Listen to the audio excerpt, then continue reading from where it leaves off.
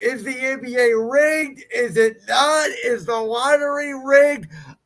Listen, the Dallas Mavericks essentially traded away Luka Doncic for Cooper Flagg. Um, my God. Your thoughts on this, and then I'll give my thoughts. They had a 1.8% chance of getting the number one pick. 1.8. So less than 2%. And they won it. So it's almost like the NBA said to them, hey, if you trade Luka Doncic to the LA Lakers and revitalize them, we'll give you the number one pick. And Nico Harrison was like, okay, I'll do it. Um, so yes, I do believe in that conspiracy theory. I'm very much a conspiracy theorist anyway. Um, but I, I don't know. To go from NBA Finals to absolute devastation with trading Luka to this is just a weird series of events. I don't know what to make of this. Think about this. The city of Dallas landed the number one pick in the WNBA draft, which they used to take Paige Beckers out of UConn. And now they get the number one pick, and they're going to get Cooper Flagg for the Mavericks. Who is, by the way, almost exactly what they need. A legit wing player at 6'9", who's going to be a walking 20.8 rebound guy, I think, first year in the NBA. And if you tell me Kyrie Irving's going to come back healthy and Anthony Davis is going to stay healthy, and you had Cooper Flagg and Derek Lively and Daniel Gafford and PJ Washington and those guys in that mix, are the Mavericks maybe not quite championship contenders, but they're certainly like a hair off, maybe? And don't forget Klay Thompson. Yeah, but I mean, he's getting older. How much can you trust Klay? I mean, I couldn't trust Klay as far as I could throw him. He did not really have a great season. I mean, I don't even think of Klay when I think about top Mavericks right now. I mean, he's still a catch and shoot guy. Yeah, he can give you that. He's certainly not as good defensively. I'll give you that. No. Like I know Jalen continues to argue with me about this, but I'm not changing my stance. Prior to his career defining injuries, Klay was the best two-way player in the NBA. I think him and Kawhi Leonard are right up there. I think you can make a debate for either one of them. We're back in the day. I'm not talking about this lottery specific. Have you always been an NBA draft lotteries rigged guy? More recently, I've been that way. Not always. Though I will say, when we got the number one pick in 2014, I was like, wait, how did that happen? I could give you numerous examples. Way back in 1985 with the New York Knicks and Patrick Ewing, 2003 with LeBron James, 2011 with Kyrie Irving, 2014, like you mentioned, with Andrew Wiggins, 2012 with the New Orleans Hornets at the time, and Anthony Davis after the Chris Paul to the Lakers trade got refuted. How about 2019? Anthony Davis gets dealt to the Lakers. They get Zion Williamson. 2023, Victor Wemby-Giannis goes to the best international market that the NBA has in the San Antonio Spurs.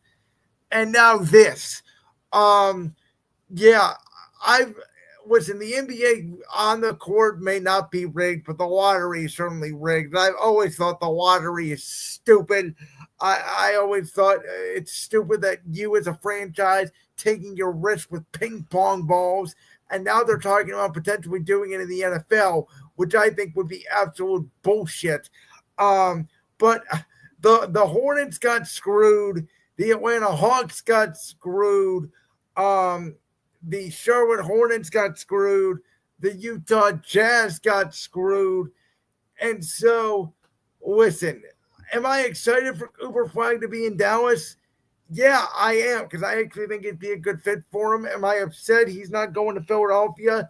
Yeah, I am, because I think the East needs stars, but I could pick a lot worse of a place for Cooper Flagg to go to than Dallas. Yeah, Washington would have been 10 times worse Yeah, at least. Washington, Charlotte, even Utah. Um, I've seen some people floating the idea out that they could trade the number one pick. I don't see that at all. The Mavericks have already come out and said they're not. They're I going mean, is to. Nico Harrison that crazy? Would they really trade Cooper Flagg for like Giannis? I don't know. I don't see it happening. Now the Spurs one's interesting, right? Because the Spurs got the number two pick. I do think if you offer Stephon Castle the number two pick and trade swaps or however you want to do it there to go get Giannis, my oh my, I don't know if the Bucks could get a better offer than that. Yeah, from what I've heard, the Spurs don't want to trade Stephon Castle. They want to try and get, from what I've heard, Ace Bailey out of Rutgers at number 2 and pair him with De'Aaron Fox and Stephon Castle and Wemby-Giannis and see how that goes. I think that would be a very interesting lineup if that's what they end up doing. I don't know. Well, we know Greg Popovich is now going to be part of the basketball operation, so he's going to make that decision. I think it depends on if you feel like you can win the championship right now. Because, again, you look at the Western competition, Oklahoma City, Denver, Houston, Minnesota, Lakers, Dallas now. It's tough, but if you get Giannis next to Wemby-Giannis, who's scoring on you is my argument. Yeah. I still think you would need a true big man, though, at center. That's Wemby. That's your true big. Wemby's your 5. Giannis is your 4. De'Aaron Fox would be your 1. And then I don't know the rest of the Spurs lineup to get your 2 and your 3, but there's your lineup.